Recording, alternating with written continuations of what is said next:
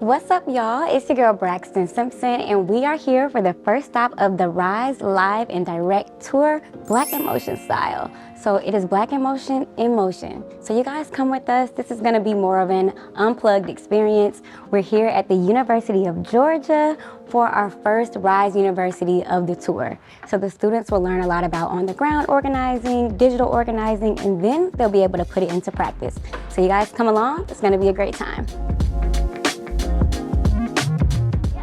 Okay. All right, well, welcome to Rise University. We are happy to be here at UGA today to talk with all of you and just to kind of workshop a few things around civic engagement. I didn't actually introduce myself. I'm Braxton Simpson. I'm the East Regional Director here at Rise, and so I cover a lot of the states in the East and down South, including Georgia, and really just coming to schools and interacting with students like you all, just to make sure that we are having these civic engagement conversations and advocating for students. Oh my gosh, good morning everybody. Yes, let's get that energy up. For everybody who doesn't know me, my name is Kosi Henley. I'm the president of the Rise University at UGA for the chapter here.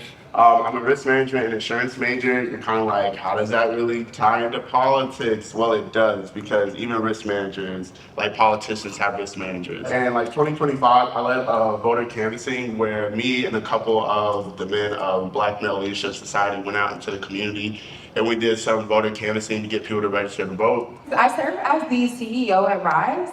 I actually became a student organizer within the organization back when I was a college student at Spelman College. I also became the CEO of the organization around 2023, following becoming the Georgia State Organizing Director, where we were able to mobilize around 500,000 voters between the ages of 18 and 35 in the state of Georgia. Around the room, when you hear organizing, what do you think of? When I think of organizing, I think of a set systems, like, this place, well, this goes in this place, that goes in that place, and like you really can't organize without knowing where stuff goes, so yeah. Hi guys, my name is Nakokwe Martins. When I think of organizing, I think of like logistics and administration, figuring out like where's it gonna be, what are we gonna bring, like those type of things. We are going to start off with a digital organizing workshop, and this is all about organizing for the timeline. So turning posts into power. So a lot of us said that like we wanted to work in healthcare and all of that because like we want to give back to the places we came from. A common theme for our table was contentment with like success in life and where you end up, like contentment with like your family, career goals, and just taking a step back and seeing where you've come from and how far you've gotten. A common theme at our table was we were all like very community oriented and community based, but we also like found like hope and gratitude. We said that like kind of gets us up. So our common theme was success and the building blocks to get us there. Like even coming today is like we're educating ourselves on what others have to say. The next one is clarifying your mission. So really understanding what issue, outcome, or goal that you want to organize around.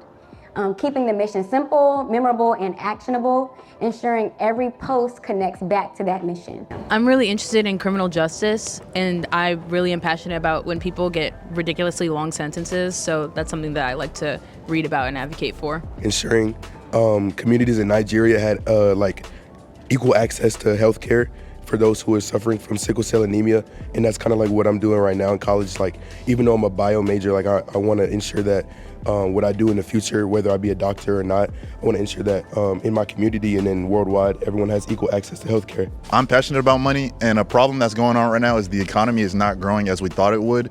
It was projected to grow by 2%, and I think it's only at about 1.4% right now. And one big issue that we're having right now is immigration and how we handle it in America. And even though a lot of people like understand how bad like our immigration control is in America and how ICE is abusing their power, there's not a lot of legislation going on to actually like control that. So I think that's a big issue right now. So far today, it's been absolutely amazing.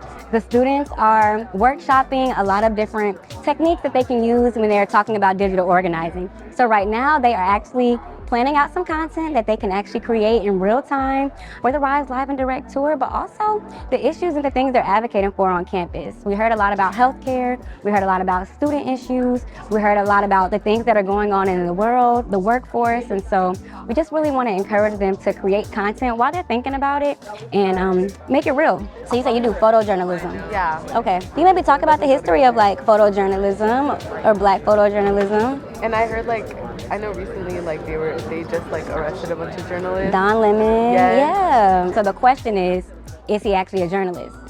Well, what makes somebody a journalist? Like if they're signed to a CNN or MSNBC, or is it just going out and finding the stories? So I know we were just talking about this whole conversation around creating content that's gonna move people, and you guys were talking about affordable housing, kind of like experience on campus, off campus, and life. So just maybe talk to me about how you guys kind of got to that point and kind of what you learned about how you want to approach creating the content. Yeah, so I'm a third year major in mechanical engineering or whatever, so I'm gonna be here for 5 years. So I decided I kind of want to just move off campus and kind of start my life a little early, so I don't have to decide it right when I almost graduate after my 4th year. And my rent is already $800. That's without utilities, without Wi-Fi already. And so when they kind of came up with the idea, not gonna take their credit. They kind of came up with the idea about affordable housing around Athens area. I feel like that was a nice ad.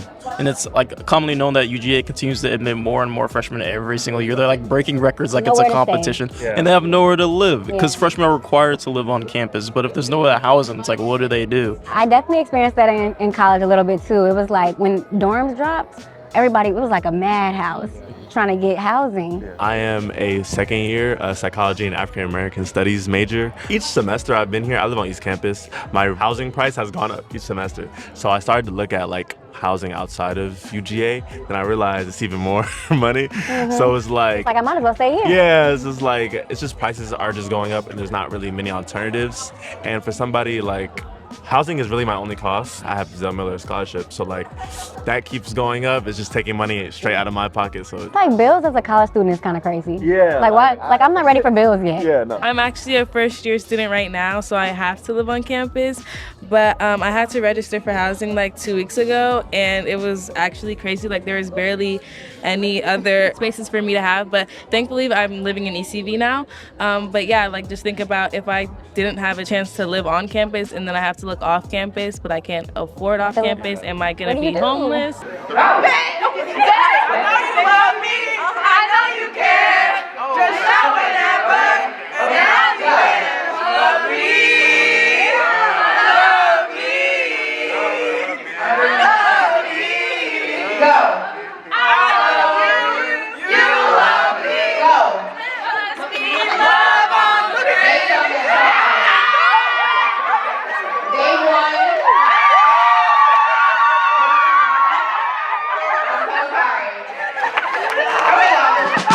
So today we're having our mobilizing and organizing retreat right? We got everybody out here having fun, learning about things. So far, we really worked on introducing what Rise is and also, how can you use social media to build your campaign, right? To talk about the issues that you feel that need to have a voice. And so we have people going to breakouts, kind of understand what is their mission, right? How will they tie that back into their issue and how will they be able to use social media to promote? We're about to do some interviews, so coming over here with some students. And we're gonna get into policy or petty. The event was great. The event was amazing. I feel like we impacted a lot of students. This was one of my first times in Athens, first time on the campus of UGA. So I was excited to spend some time with the students and just contribute to some civic engagement training. New zip code, same mission. We are here in Athens, Georgia, home of the Bulldogs, but today we're making it home of the movement. Before we pull in our guest, we have to talk a little bit about why we're here. We're not just passing through, we're educating. So we're gonna bring in a few guests and we're gonna talk about the policy and the petty. First up, the White House recently shared a post, and it was an AI-generated post of President Obama and First Lady Michelle Obama depicted as apes. Now, we know that there's a history of animals being used in imagery to dehumanize Black people, Black culture, and honestly, all that Black people stand for. Is this just a messy mistake or a calculated culture shift?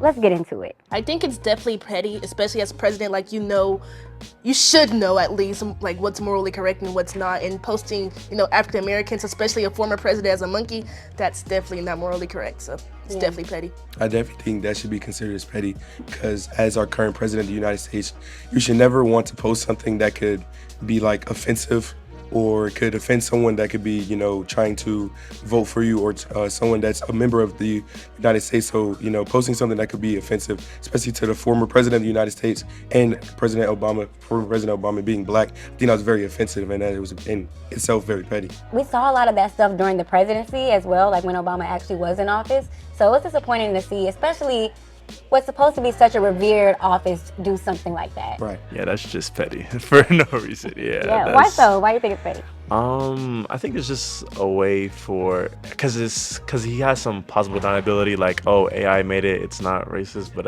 it's a Stanford mistake. Yeah, it's a mistake, but honestly, like, we know what the implications of that is, and we know what he really, every black person knows what he really means by that. So it's like an age-old tale. Do you think that's policy or do you think it's petty? I think that's extremely petty. Yeah, why so? To first of all categorize someone as something that they're less than, it's never a good thing. People try to do it to diminish people's power. And the will to power struggle with that is by making someone an object or by making someone less than what they are, you don't see them as human. And when you don't see them as human, you can do whatever you want. Next, we have the big block. Y'all, politicians are out here blocking people on X and Truth Social. And it seems to be, when they don't necessarily agree with those people have to say. Now, the law says that if you are an elected official and you are using your page for government business, then you do not have the right to actually block critics. But if it's being used as personal, well, that changes the rules up a little bit. Is this policy or is it petty? Or is it just high-level hating? I feel like that's also petty because as an elected official of the United States, you're supposed to be working for the common good of the people. So for you to be able to block your social media and what you're posting, you're not really working for the common good. If anything, you're censoring what people see about you. I think it's petty because like you just said, if an elected official decided to block even myself or one of my friends, I would think, what about me makes them want to block me? Like, why can't I, see what they're trying to push out to the people that they want to vote for them? And I think that's petty because, you should always want anybody to be able to see what you're posting on social media. I think you should not want to hide that from anybody at UGA or anyone at all. That's policy. And I say that because, I think that sentiment gets ingrained into policy. So things like when the pro-Palestinian protests were going on and they were splitting, police came in to harass protesters and they take more of a serious approach toward protesters than they do on actual crime in the area. So I think that mentality of, oh, if you disagree with me, you need to get out my face, rather than listening to the actual concerns of the people is implemented in policy, even though that specific thing might be petty, but the translates. The specific might be petty, but it actually translates to policy. Into policy, for sure. I like the spin you put on that. Yeah. I think that's extremely petty. Petty? Okay, why so? Well, for one, you're blocking an entire audience from seeing your message. Regardless of how you feel about what they think that you're doing, you should still be able to share your message and they should still be able to share theirs. Because at the end of the day, you're using your platform for one thing and they're using it for another. How did you experience Rise University today? What was your favorite part? What did you take away from it? Any conversations that kind of stuck out to you today? I guess it was neat to meet like-minded individuals here at UGA.